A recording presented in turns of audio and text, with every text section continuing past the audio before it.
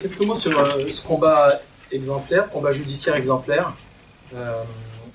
D'abord, lorsque on a été saisi du dossier de Pierre Léonard, on a orienté le dossier vers des procédures d'indemnisation, et ensuite, eh bien, on a découvert l'ampleur du désastre à l'occasion d'une réunion publique qui s'est tenue ici à Aulnay-sous-Bois, où tout d'un coup, on s'est rendu compte qu'il y avait des dizaines, voire 100, 150 personnes qui sont rendues à cette réunion.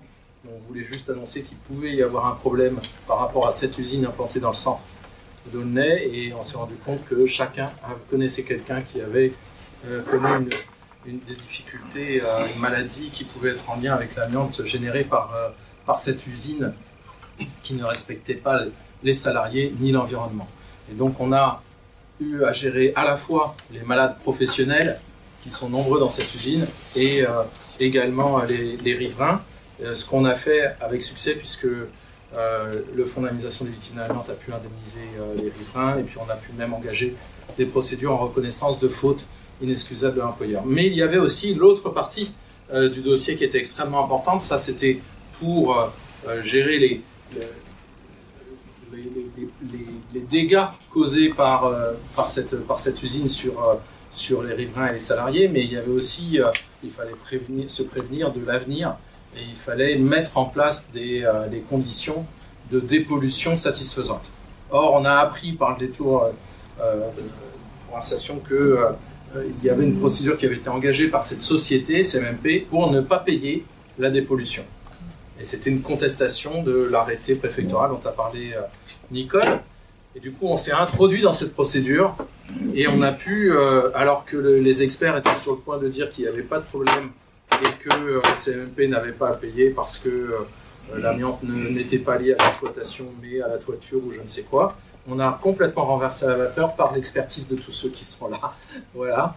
Et on a pu inverser le rapport de force, et on a pu obtenir une expertise qui démontrait que l'amiante qui était présente était bien liée à l'exploitation. Du coup, c'est le principe pollueur-payeur. Le CMMP devait payer, mais ils se sont arrangés pour conclure un accord avec les uns et les autres pour essayer de ne pas payer. Sauf qu'ils ont été un peu rattrapés par une autre procédure qui a été engagée par les uns et les autres, c'est-à-dire les promoteurs immobiliers, le CMMP, la mairie et les sociétés d'économie mixte qui avaient été créées à l'occasion. Et en fait, cette procédure a été extrêmement longue, mais elle était très importante pour nous. Une nouvelle fois, on s'est introduit dans cette procédure par ce qu'on appelle l'intervention volontaire. Cette procédure a duré très longtemps, et elle s'est soldée donc après que le chantier de dépollution et de démolition se soit finalement bien passé grâce à l'effort de tous, avec cette mise sous bulle qui était exemplaire. Eh bien, on avait cette audience devant la cour d'appel qui était essentielle. Et l'ancienne dirigeante, la dirigeante actuelle du CMMP, était présente à nouveau pour tenter de convaincre le juge qu'ils étaient responsables de rien, et que les dizaines, les centaines de personnes atteintes dans leur chair ou décédées, eh bien, c'était pas leur faute. Et nous étions là pour apporter la contradiction. Et si nous n'avions pas été là, il ne se passait rien.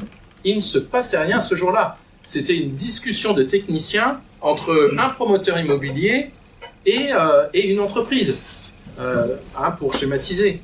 Et donc là, on a pu apporter la parole des associations, et ce qui est très satisfaisant dans cette décision, outre le fait que le CMMP doit rembourser 13 millions quand même à la commune de Aulnay-sous-Bois, ce qui est une première, ce qui est extrêmement important, et ce qui est une vraie signification de pollueur-payeur, eh bien, la Cour d'appel a considéré que non seulement les associations étaient recevables à intervenir, mais en plus, leur action avait été déterminante. Et je vous lis quand même cette phrase-là de la décision de la Cour. La faute de la société CMMP est en lien avec le préjudice des associations concernées, dont l'activité est en lien avec l'amiante, l'environnement et la santé, parce qu'on couvrait tout avec les associations qui étaient présentes dans cette procédure. L'investissement bénévole des associations en cause dans la problématique de la dépollution du site de la société CMMP au regard de l'amiante et de la sécurité et de la santé des riverains et enfants scolarisés est avéré dans le dossier. Et de poursuivre, il a permis, cet investissement bénévole, d'ouvrir la question de la dévolution du site et de sa remise en état dans le cadre d'un débat citoyen et pas seulement économique. C'est beau. C'est beau parce que c'est pas toujours ça qu'on lit dans les décisions de justice. Vous voyez? Et c'est pas n'importe qui l'a écrit ça. C'est la Cour d'appel de Paris, c'est une des plus hautes juridictions en France.